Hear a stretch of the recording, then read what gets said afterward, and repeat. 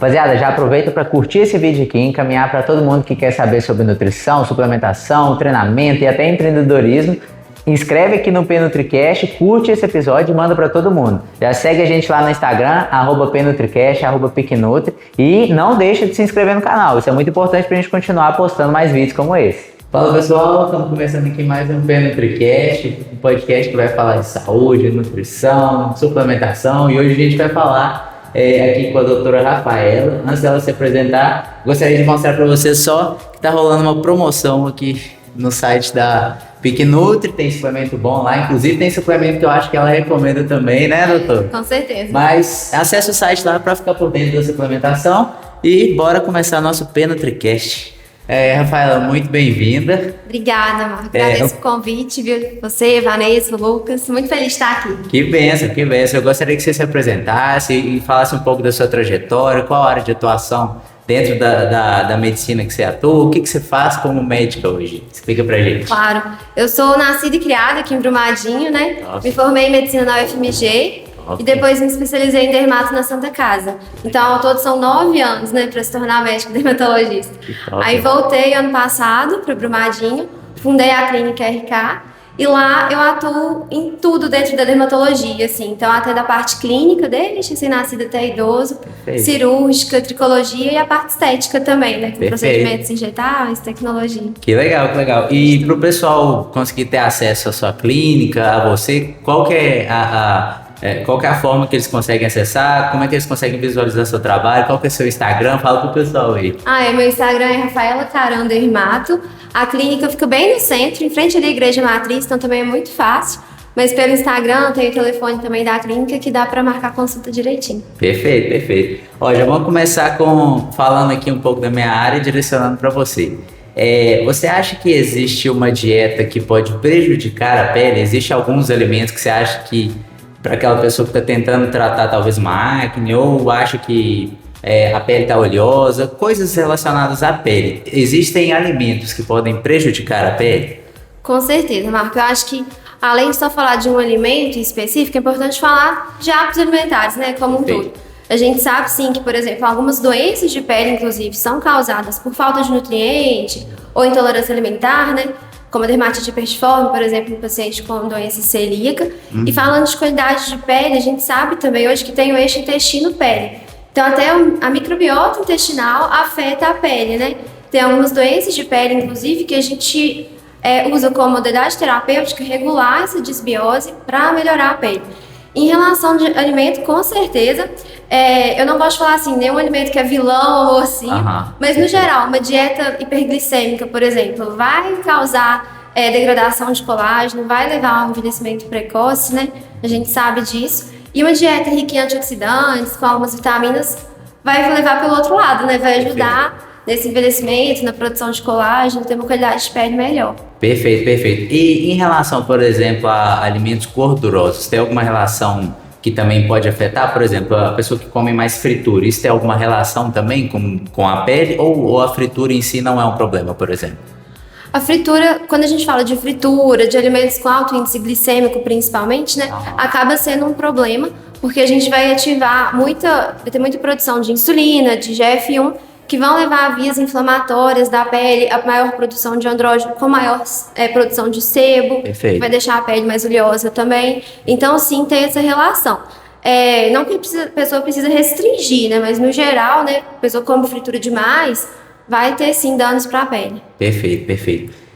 Agora, relacionado, por exemplo, também à pele em relação à flacidez. Você acha que a flacidez está diretamente relacionada somente à idade ou há outras formas de a flacidez afetar a pessoa, por exemplo, que está emagrecendo? Como lidar com a flacidez, tanto com o avanço da idade, quanto com o que a pessoa procura fazer? Por exemplo, a pessoa está acima do peso, ela emagrece, é uma das maiores queixas que eu recebo. Como que eu faço para emagrecer e não ter aquele efeito tão negativo da flacidez que eu tenho quando perco ali massa por baixo da pele? Como que a gente trabalha em cima disso, dessa flacidez? Qual que é a dica que você tem pro pessoal e explicando a estrutura da flacidez pra gente? Pois é, a flacidez, ela realmente tem relação com o envelhecimento. A gente sabe que a partir dos 25 anos a gente perde 1% de colágeno por ano. Mas não é só isso, né? A qualidade da pele está relacionada com fatores intrínsecos e extrínsecos, que é o que a gente chama de expossoma. Então, vai entrar a dieta, né, que a gente comentou agora, questões hormonais, a gente sabe que, por exemplo, pós-menopausa, a mulher tende a ter uma flacidez mais acentuada também. Essa questão que você falou da perda de peso, né, esse efeito sanfona, ganha peso, perde peso, piora muito a flacidez. Sim. Tanto por questões de estiramento mesmo da pele, quando a pessoa ganhou muito peso, e para a pele voltar, às vezes algumas fibras elásticas não voltam tão bem. Perfeito. E a questão até de tecido adiposo mesmo, a gente sabe que quando perde peso muito rápido, essa perda de tecido adiposo também influencia na síntese de colágeno, sabe? Perfeito. Sem contar também tabagismo, sedentarismo, isso tudo vai influenciar na flacidez. Então, assim, para quem já está em processo de emagrecimento, né, igual você comentou que às vezes é uma queixa, realmente é saber que pode acontecer sim uma piora dessa flacidez. Sim. E o principal é ter uma dieta com um aporte proteico bom, para a gente não ter perda tanto de músculo, tanto de colágeno, que é uma proteína importante, né? Perfeito. E também já associar uma suplementação aí legal de colágeno, procedimentos que vão estimular o colágeno também, então bioestimuladores, tecnologias, para não deixar essa flacidez acontecer só quando a pessoa emagrecer e falar assim, agora eu vou tratar a flacidez, né? Às vezes já é mais difícil de tratar, então durante o processo de emagrecimento já é bom ela ter esse tratamento também. Perfeito. E quando você falou de colágeno, e já deu gancho em relação à suplementação de colágeno. Assim, quando a gente fala de saúde da pele, a suplementação de colágeno em si, ela pode realmente ajudar? Você falou de estimulação de colágeno, isso também é uma dúvida que eu tenho, que eu nunca me aprofundei sobre. Tem como, através da forma da suplementação, a gente talvez aumentar a ingesta do colágeno, tem como você estimular de forma externa? Como que funciona isso? Explica pra gente essa diferença, por favor. Então, primeiro falando da suplementação de colágeno, né? O colágeno a gente sabe que é uma proteína cada vez mais estudada no corpo, né? Ele está presente em vários outros locais, 30% de toda a proteína do corpo. Quando a gente fala da pele, ele chega a corresponder a 90%, sabe? Da pele. Então, realmente, colágeno é muito importante. Tem vários tipos de fibras colágenas na pele que vão garantir firmeza, sustentação, elasticidade para a pele. Perfeito. E a gente sabe também que o colágeno atua em genes que atuam no cabelo, unha. Então, hoje tem estudos que indicam que suplementar colágeno melhora a firmeza da pele, mas melhora também, às vezes, até celulite, textura de cabelo, unha frágil. Então, isso tudo o colágeno pode ajudar. Perfeito. Os estudos que são mais falados assim são com colágeno hidrolisado. Perfeito. Que vai ser absorvido na forma de peptídeos, né? Igual realmente do Fiquenut, né? Sim. Colágeno hidrolisado. Mas ainda falta estudos para a gente ter certeza assim, da dose que vai estar sendo absorvida, né? Isso ainda falta um pouco de estudos nessa parte. Perfeito. Em relação ao estímulo de colágeno. Tem os bioestimuladores injetáveis, que aí pode ser ácido polilático, hidroxiapatita de cálcio, algumas substâncias que a gente injeta na pele e elas vão ativar os fibroblastos a produzirem colágeno. Então isso é bem legal também. E tem como usar isso com tecnologia, que o laser vai atuar também. E pela energia que você coloca ali, ele também ativa, né, os fibroblastos a produzirem o colágeno e também a melhorar o colágeno que já está lá, a gente consegue remodelar um pouco e ter esse efeito da pele mais jovem. E aí as duas coisas meio que andam juntas, porque quando a gente faz esses procedimentos, por exemplo, de estímulo de colágeno, seja injetável ou com laser, é interessante fazer a suplementação de colágeno 1 mês, 2 meses depois, para o corpo conseguir produzir uma quantidade maior de colágeno, ter um resultado mais legal do procedimento. Entendi. Então, tanto a suplementação quanto a estimulação externa, através dos procedimentos que por exemplo, a dermatologista vai fazer, vai atuar, os dois vão andar juntos, então? Sim. Perfeito. E já falando a gente falou da pessoa que perde peso. E a pessoa, por exemplo, que está num processo de ganho de peso, é muito comum o aparecimento de estrias também. Você acha que tem alguma forma de reduzir ou prevenir para quem está em processo de ganho de peso, por exemplo, que quer ficar mais forte? Que é muito comum atender marombeiro ou marombeira que chega com estria porque a pele esticou. Você acha que tem alguma forma da gente prevenir e não só prevenir? Se a pessoa já está com muitas estrias, existe algum procedimento que a gente consegue reverter um pouco isso? Tem sim. É uma pergunta muito frequente mesmo no consultório, inclusive gestante também às vezes pergunta, será que tem como prevenir estria, né? E a estria, ela aparece principalmente pelo ganho rápido de peso ou perda rápida de peso. Então, até esse processo de ganho de massa muscular, né? Ser um processo gradual mesmo, mas pensando em prevenir, é justamente hidratar muito a pele, não só com cremes, mas com alguns óleos também nutritivos, que vão ajudar a prevenir esse processo de estria. Mas acaba que é um pouco tendência da pele da pessoa, né? E às vezes nem sempre a gente consegue prevenir essa estria. E depois que a estria apareceu, pra gente tratar ela, a melhor fase é enquanto ela ainda tá vermelha, que é o que a gente chama de estria rubra, que é uma estria recente ali. Perfeito. E a gente consegue fazer laser, tecnologias que vão tratar. Muitas vezes a gente consegue desaparecer com essas estrias. Quando já é uma estria mais antiga, que é uma estria mais branca ali, a gente consegue minimizar ela, a gente consegue deixar ela mais fininha, mais discreta, mas já é mais difícil falar que ela vai desaparecer totalmente, só com a tecnologia. Né? Interessante. E, Rafa, em relação ao whey, eu recebo esse questionamento, por exemplo, para pacientes, às vezes chega no meu consultório e fala assim, eu já tenho tendência à espinha, eu vou evitar o whey, assim, realmente isso existe? Eu tomar o whey protein pode favorecer o aparecimento do acne? Se eu já tenho acne, eu deveria evitar? Como que é essa relação da proteína ali do soro do leite com o acne? O que você pode falar pra gente sobre isso? Olha, também precisa de mais estudos, sabe? Tem muitos estudos que apontam relação essa proteína do soro do leite, levando a acne justamente pelaquela via que a gente comentou, de estímulo de insulina, estímulo de GF1, que vai levar à síntese proteica, mas é a mesma via que causa um pouco de inflamação e produção de sebo na pele. Então, assim, na prática, o que eu vejo, tem muita gente que às vezes tem tendência à acne, toma whey e não tem nada. Sim. E tem gente que nunca teve acne, às vezes toma whey e aparece a acne. Perfeito. Eu acho que é uma mistura também, o total, assim, questão da dieta que a gente falou. Sim. Hoje tem muitos estudos falando que essa incidência de acne com whey é maior em quem está buscando hipertrofia mesmo. Então, que eu já penso que já é uma dieta mais hipercalórica, né? Que é aquele contexto geral mesmo. Não difícil só direcionar whey, exclusivo para ele, né? Eu não acho que seja só o whey. Mas é claro, tem alguns componentes sim. Nesses casos, tem algumas pessoas que voltam pro whey vegano. Sim. Que aí ele tem um risco menor, mas ao mesmo tempo também a questão proteica dele você... o valor biológico mais baixo, né? O valor biológico mais baixo, você acaba... mas o risco de acne é menor. Entendi. Então, por exemplo, talvez você pode abrir mão um pouquinho do valor biológico dessa proteína e buscar uma opção ali que é vegana, mas não necessariamente, como você falou, pode ser o whey. Talvez o causador do acne é outra coisa. E coincidentemente, às vezes a pessoa pode associar ao whey, né? Eu acho que é um contexto geral. E aí, no caso, você falou dos seus pacientes que já procuram, será que eu vou tomar? Não vou? É fazer o acompanhamento mesmo, que muitas das vezes, com tratamento tópico, um creme que a gente passa, um ácido, a gente consegue já tratar essa acne e a pessoa vai continuar tomando whey, ter os resultados dela aí na academia que ela almeja.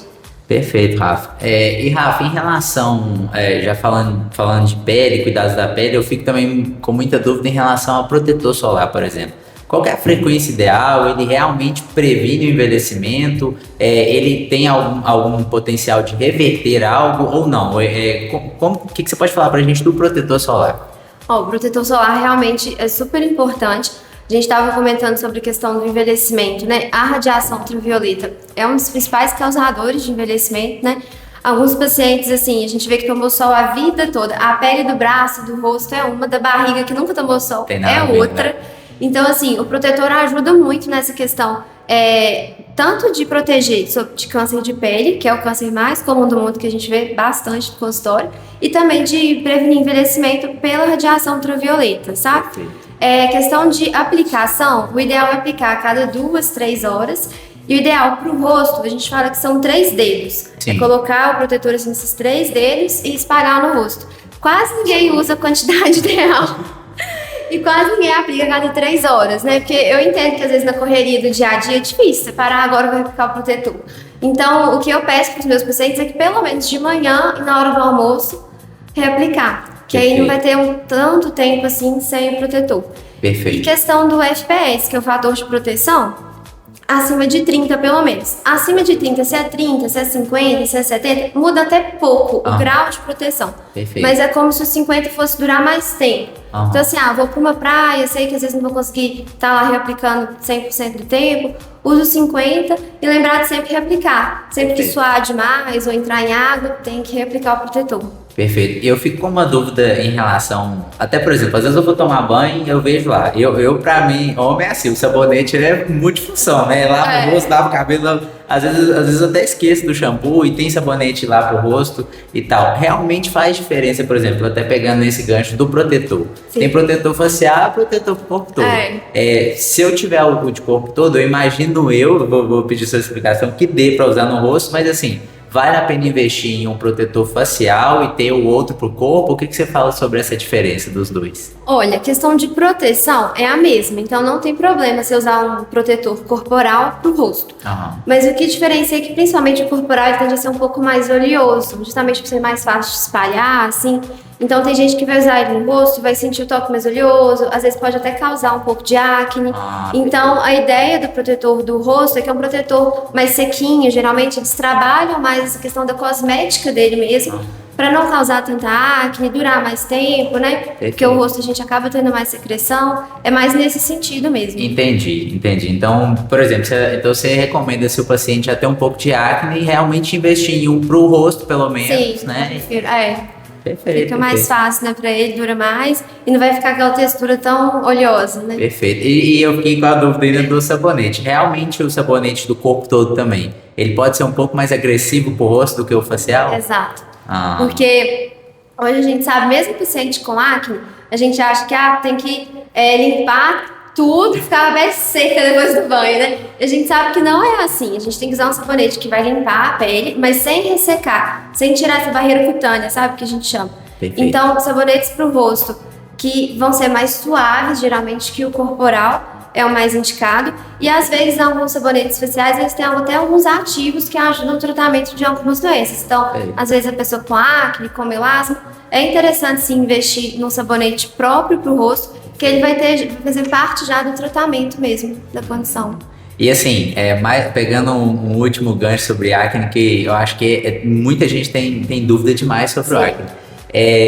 Por exemplo, se eu tenho um acne não tão avançado, você acha que eu consigo reverter esse quadro utilizando produtos externos? Ou, por exemplo, se eu já tenho uma incidênciazinha um pouquinho maior, necessariamente eu vou ter que usar algum medicamento, por exemplo, como o que é mais usado, Roacutan da vida aí. Em alguns casos a gente consegue de forma externa trabalhar já nisso, ou na maioria dos casos tem que usar um Roacutan para desaparecer totalmente, por exemplo. O que você tem a dizer? Isso num cenário perfeito, vamos supor, a pessoa está exercitando, tá comendo melhor, o que você tem a dizer sobre isso? Já tem hábitos saudáveis e ainda tá tendo acne. Ainda tá tendo acne, por exemplo. Olha, e muitas vezes a gente consegue, com tratamento tópico, diminuir sim essa incidência de acne, porque a acne é multifatorial, né? Então, o que você falou, é dieta, atividade física, isso tudo influencia, estresse. Sim.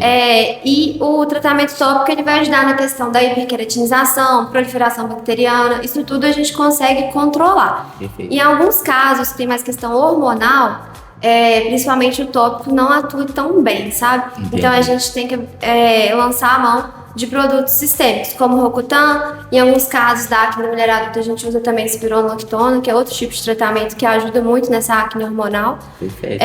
O Roacutan vai ter um efeito muito bom, que ele causa atrofia da glândula sebácea, né? Então ele realmente zera a acne ali. Sim. Mas não é todo tipo de acne que precisa de Roacutan, não. Entendi. Então, dependendo do nível, um produtinho ali, se for feito certinho, com o cenário perfeito, ele pode reverter. Pode sim. Perfeito. A gente pode conseguir tratar bem essa acne. Perfeito, interessante. Ô, Rafa, e em relação a treinamento, a gente falou de usar protetor, de cuidados e tal, mas o suor, ele pode realmente prejudicar a pele? Tem algum cuidado que a gente pode fazer antes do treino ou no pós-treino que em relação ao suor, que pode ter um cuidado a mais com a pele ou não é necessário? O que você tem a dizer sobre isso? Não, com certeza, pode sim. O suor, ele pode causar obstrução dos poros e ajudar a proliferação bacteriana ali na pele. Então, o ideal é sempre, depois do treino, higienizar bem para tirar esse suor, e isso já ajuda. E principalmente, mulheres, né, que às vezes gostam de treinar com maquiagem, às vezes até o próprio protetor solar pode piorar essa obstrução dos poros. Então, o ideal é realmente malhar com a pele limpa, vai treinar com a pele limpa, treinou, suou, depois vai lá, toma um banho, para não deixar esse suor acumulado ali na pele, que ele pode sim causar obstrução de poros, então pode causar acne, foliculite. Pelo suor. Interessante. E em relação a isso já da maquiagem, igual as mulheres, por exemplo, que você falou, gostam de usar maquiagem. A maquiagem, para quem gosta de usar todo dia, ela pode ter algum malefício para a pele? Tipo, ou não, se usada e retirada com cautela ali, não vai ter dano nenhum. O que você tem a dizer sobre a maquiagem? Isso, a maquiagem todo dia não tem nenhum problema. Claro que tem vários tipos de maquiagem, né? Então tem algumas que vão ter uma concentração ali maior de metais pesados, de outras coisas que obstruem mais os poros. Mas uma maquiagem, né, de boa qualidade, indicada para aquele tipo de pele, não tem problema nenhum usar todo dia, desde que tire removida adequadamente. Então, tem que tirar com demaquilante, né? Tem gente que às vezes só lava com sabonete. O sabonete geralmente não consegue tirar a maquiagem completamente. Então, é bom sempre fazer a dupla limpeza ali. Ou um demaquilante, depois o sabonete. Tem gente que gosta muito daqueles cleansing oil também, que vai remover a maquiagem. Nunca dormir de maquiagem, porque à noite é um momento que a pele, né, trabalha bastante ali. A gente não tá vendo, mas tem essa questão de remover sujidade. Então, se ficar um pouco de maquiagem, vai ter obstrução de poros, vai causar acne. Perfeito. Então, o ideal é realmente usar e limpar bem. E essa questão, né, que eu te falei, à noite, evitar, e atividade física também é bom evitar. Perfeito, entendi. Então tem um momento certo, se usar com cautela não vai ter esse malefício, né? Exato. E é claro, né? Dependendo da qualidade da maquiagem também. Ó, beleza. Em relação a cuidados da pele, a gente tava falando e tal, mas eu tava vindo aquilo da pele no exercício físico. O exercício físico em excesso, mesmo que com protetor solar, ele realmente pode danificar a pele. Por exemplo, o estresse oxidativo ali pode realmente causar envelhecimento. E, por exemplo, atletas mesmo com protetor solar, fazendo tudo bonitinho, você acha que ele pode ter uma piora da pele por causa disso? Pode. A atividade física moderada, ela até ajuda na pele, porque vai aumentar o fluxo sanguíneo ali, vai ajudar na questão de síntese proteica mesmo. Às vezes, geralmente quem faz atividade física já tem uma dieta mais balanceada, então isso tudo ajuda na saúde da pele. Mas atividade física em excesso, né, igual o atleta de alta performance, às vezes vai liberar mais radical livre, e isso sim causa um envelhecimento maior da pele. A perda de gordura também, né, vai fazer envelhecer, ter uma flacidez maior. Sim. O protetor solar, se for uma atividade física ao ar livre, né, ele ajuda, mas ele também sozinho não resolve. Perfeito. Então, assim, quem faz atividade física ao ar livre, caminhada, bicicleta, né, o ideal é usar também proteção física, que a gente chama. Então, aquelas blusas com mango V, ou até um bonezinho, um chapéuzinho, para ajudar. Porque só o protetor, às vezes, no suor ali, às vezes escorre alguma coisa, não resolve o suficiente. Perfeito. E a outra coisa é evitar horários, né? Tem o índice UV, Sim. que até no iPhone mostra assim, agora tá com índice UV alto, moderado, baixo. Evitar atividades físicas ao ar livre quando tem um alto índice UV, que geralmente é de 10 às 4 da tarde. Então, preferir assim, de manhã cedo, no final da tarde, que já ajuda. Sim, e quanto você falando de sol, agora me veio também aquilo da vitamina D. Tem um horário específico que eu consigo ter uma boa absorção e ao mesmo tempo não prejudicar a pele, que é meio que fica na balança, né? Eu preciso me expor, se o sol for muito fraco eu não absorvo tanto. Que dica que você dá para quem, por exemplo, gosta de se expor ao sol, ter aquele contato, mas não quer prejudicar tanto a pele e ter o benefício ali do sol, da vitamina D, por exemplo? Como que a gente equilibra isso? Olha, o ideal é se expor ao sol nesses horários, né, antes de 10 da manhã, depois de 4 da tarde. Perfeito. Que infelizmente são horários que a produção de vitamina D é um pouquinho menor. Mas assim, para a produção de vitamina D, o ideal seria ali uns 10, 15 minutos já é suficiente. Perfeito. Então isso com proteção solar, né, já ajuda. E tem também a suplementação da vitamina D, né, que hoje em dia realmente né? Só por causa do sol é difícil. Sim. Na rotina, corrida também, né, às vezes a gente não consegue tomar esse sol. Então a suplementação ajuda muito. Legal. Mas para quem às vezes não quer suplementar, quer né, só pelo sol mesmo, é uns 10 minutinhos ali por volta de 10 da manhã, não mais que isso já é suficiente. Legal. E falando da vitamina D, me vê aquilo da pessoa que está em processo de emagrecimento, está fazendo exercício, e aí me veio da queda capilar, quando a pessoa emagrece muito, quando ela está em processo de perda de peso, tem enfraquecimento das unhas.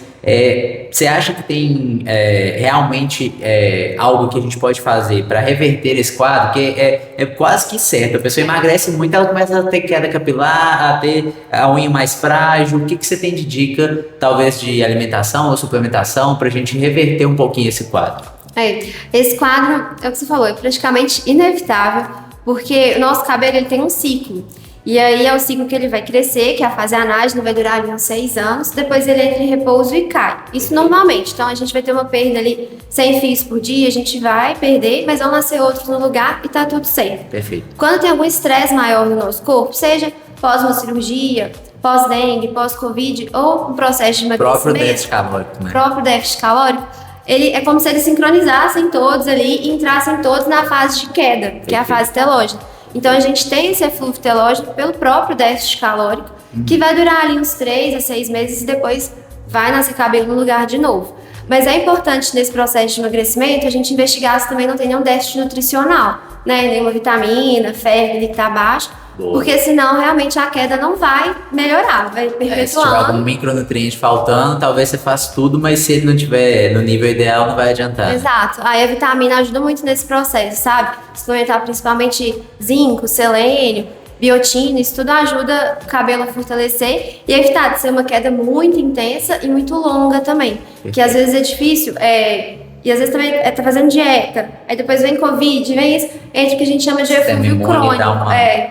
Aí meio que não sai daquilo ali, fica só caindo o cabelo. Então realmente precisa de uma avaliação, né, investigar para tratar. Perfeito. E migrando agora um pouco para o mundo dos hormônios, que é muito comum, eu sempre falo para paciente minha que é mulher, eu falo, gente, cuidado, se você tomar esse caminho, porque assim, eu próprio falo, o hormônio anabólico principal que as mulheres utilizam, ele é de origem masculina, né? E às vezes a mulher vai até no mercado negro, compra um hormônio e está utilizando. E aí você começa a ver queda capilar, Você começa a ver né, aquela virilização da mulher. O que você tem de dica para quem já talvez fez uso, já danificou um pouco ali o cabelo em relação ao hormônio? Você acha que tem como reverter o quadro? Porque assim, o que eu vejo na minha área é que tem a fisionomia é irreversível, né? Mudou, já era. E assim, quais são os danos de quem procura esse caminho? Uma mulher, principalmente a mulher. Quando ela procura usar o hormônio, o que ela vai encontrar ao usar em relação a cabelo, pele? Isso para alertar vocês, viu, mulheres? Porque eu falo que não é válido a mulher se sujeitar ao hormônio visando estética, porque os danos são altos, né? O que você tem para dizer para nós? Muitos efeitos colaterais, alguns são realmente irreversíveis, né? Como a gente está comentando. Da parte da dermato, o mais comum é queda de cabelo e acne. Sim. E essa queda de cabelo já é um outro tipo de queda, né? Não é o eflúvio telógeno mais. Ela pode até virar a alopecia androgenética mesmo, que o cabelo vai afinando, ele para de crescer, e aí começa a ficar realmente assim, ter áreas falhas de cabelo, né? Sim. E aí, em alguns casos, se isso vai se perpetuando por anos, vira realmente irreversível. Tem tratamento, tem como a gente usar, né, tanto a fazer alguns procedimentos, como tem medicamentos que ajudam a reverter esse afinamento, né, capilar. Sim. Mas tem alguns estágios que já fica irreversível. Então é importante desde o início já procurar acompanhamento. A acne também. Vejo muita mulher, né, usando hormônio aí que dá aquela acne cística. E aí dá muita cicatriz também. E aí depois que dá a cicatriz já é mais difícil de tratar. Então, o ideal é desde o início já começar o acompanhamento para a gente prevenir essas coisas. Mas tem como, da parte da dermato, a vantagem é que tem como tratar algumas coisas. Perfeito. Então, mulheres, cuidado. Quando escolher esse caminho, pode ser um caminho sem volta, né, tá? Cuidado com os hormônios, principalmente. Rafa, tem uma coisa que eu sempre tive essa dúvida. Eu, por exemplo, sou muito expressivo, eu tenho linha de expressão e eu já fico assim, meu Deus, será que é irreversível? Porque assim, existe plástica, aí a gente sabe, aí vai lá, estica pra lá e pra cá. Mas, por exemplo, eu sou meio lerdo com isso, não uso creme, não uso nada, e aí não faço procedimento como botox, nada do tipo. Tem como reverter utilizando produtos estéticos, por exemplo, se a pessoa que faz muita careta treinando, seja mulher, homem, tem como reverter uma linha de expressão, uma coisa do tipo só com produtos, Ou não, ou a gente, por exemplo, se a pessoa tem linha de expressão, tem ali, faz muita careta, é muito expressiva, tá com aquela linhazinha ali. Não, é só com procedimento estético ou aplicações. O que você tem a dizer sobre reverter um quadro de sinais no rosto e tudo mais? Olha, depende muito a que momento que tá esses sinais, né? Quando é um quadro inicial, alguns cosméticos realmente ajudam a tratar a qualidade da pele. Então, tanto hidratar essa pele, quanto usar alguns ácidos, como retinóis, por exemplo, que vão ajudar a afinar, né? Diminuir essas linhas finas. Isso tem como. Agora, reverter um quadro de uma ruga que já tá mais marcada ali, realmente só com creme é difícil, sabe? Não vai conseguir. E aí, assim, o ideal seria, para quem não quer fazer Botox, tem outras formas de tratar as linhas. O Botox é uma forma principalmente de prevenir elas de aparecerem, né? Perfeito. Porque a linha aparece da contração muscular, é como se fosse uma folha de papel que você tá lá amassando, Da hora, né? amassando, E aí, soltando. depois que você estica, ela tá lá marcada, né? Perfeito. Então essa marca, o Botox evita. Depois que ela já tá lá, às vezes nem o Botox consegue tirar, né? Com outros tratamentos, então laser, pra gente conseguir tirar essas ruguinhas mesmo, e aí a gente consegue tratar e melhorar bastante, mesmo pra quem não gosta, às vezes, de usar os produtos, né, diariamente. Perfeito, perfeito. Ô, Rafa, para encerrar nosso papo aqui, qual conselho você daria para quem então vai começar um processo de emagrecimento, quer cuidar da pele, do cabelo e não ter esses danos que a gente comentou todos que podem acontecer no meio do caminho? Qual que é a dica que você dá para quem então quer cuidar da pele e ao mesmo tempo está começando a cuidar mais do corpo, em processo de emagrecimento, se alimentando melhor? Qual dica você tem para essas pessoas que estão começando esse quadro agora? Ótimo, porque tem muita demanda disso, né? Sim. A primeira é realmente procurar um profissional qualificado, tanto da parte, né, de quem vai acompanhar o emagrecimento, ter o acompanhamento nutricional adequado. Isso é muito importante, porque a gente vê hoje muita gente usando essas terapias incretínicas aí sem tanto acompanhamento, né? Isso é um problema. E no mais, pensando na pele, já começar também o acompanhamento dermatológico, porque, como a gente estava comentando, tratar essa flacidez, né, preventivamente, né, é melhor do que depois que ela já se instalou. Às vezes vai ser mais difícil o tratamento. Então, no início já é interessante acompanhar tanto para prevenir flacidez, a queda de cabelo, todas essas alterações que tem. A gente já ir acompanhando, tem alguns procedimentos que a gente faz que ajudam muito a não ter essa flacidez lá na frente. Perfeito, perfeito. Então, pessoal, foi isso o episódio de hoje. Rafa, muito obrigado por ter participado. Mas eu agradeço. E, pessoal, lembrando, deixei lá no início do episódio, mas cita mais uma vez o seu Instagram, Rafa, para quem quer acessar a sua página, conhecer seu trabalho. Claro, Rafaela Carão Dermato. Vocês ficam à vontade para olhar lá. Qualquer dúvida também pode entrar em contato. É isso, até mais, pessoal.